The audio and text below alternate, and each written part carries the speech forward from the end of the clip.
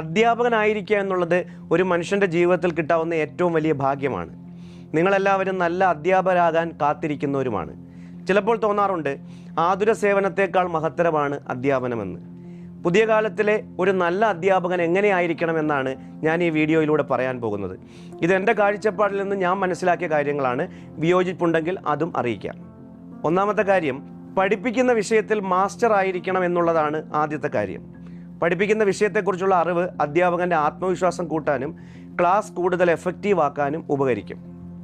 രണ്ടാമത്തെ കാര്യം, class control ഉണ്ടായിരിക്കുക എന്നുള്ളതാണ്. ക്ലാസിൻ്റെ ഇടയിൽ ഇടവിട്ട് മിണ്ടാതിരിക്കുക എന്ന് പറയുന്ന അധ്യാപകനും വഴിയെടുത്താൽ മാത്രമേ വിദ്യാർത്ഥികളെ സൈലൻ്റ് ആക്കാൻ കഴിയൂ എന്ന് കരുതുന്ന അധ്യാപകനും പരാജയമാണ്. തൻ്റെ രസകരമായ സംസാരത്തിലൂടെയും ശൈലിയിലൂടെയും ക്ലാസ്സിൽ കയറുമ്പോൾ മുതൽ അവസാനം വരെ വിദ്യാർത്ഥികളെ പിടിച്ചിരുത്താൻ കഴിയുന്നവനാണ് ഏറ്റവും നല്ല അധ്യാപകൻ. മൂന്നാമത്തെ പ്രധാനപ്പെട്ട കാര്യം, നല്ല കമ്മ്യൂണിക്കേറ്റീവ് സ്കിൽസ് ഉണ്ടായിരിക്കുക എന്നുള്ളതാണ്. ഏതു വിഷയം പഠിപ്പിക്കുന്ന അധ്യാപകനായാലും നല്ല കമ്മ്യൂണിക്കേറ്റീവ് സ്കിൽസ് വേണം.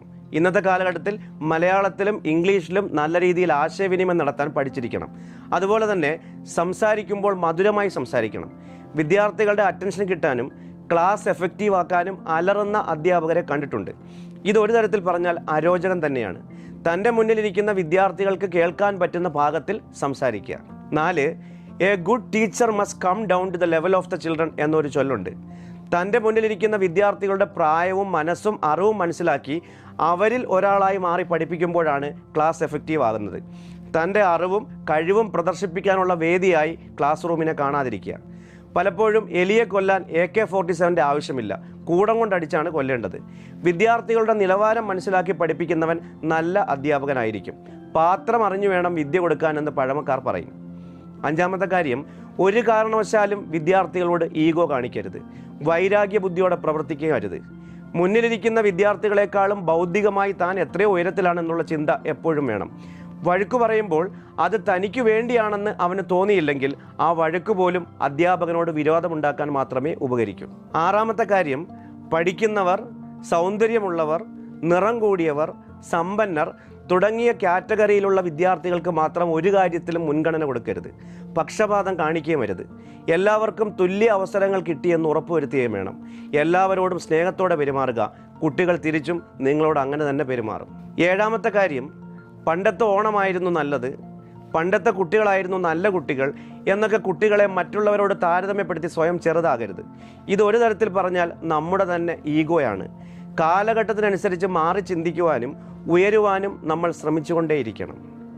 എട്ടാമത്തെ പ്രധാനപ്പെട്ട കാര്യം, ഒരു കാരണവശാലും കുട്ടികളെ ക്ലാസ്സിൽ പഠിപ്പിച്ച് ബോറടിപ്പിക്കരുത്. ഉറങ്ങുന്നവരെ ശല്യപ്പെടുത്തുകയരുത്.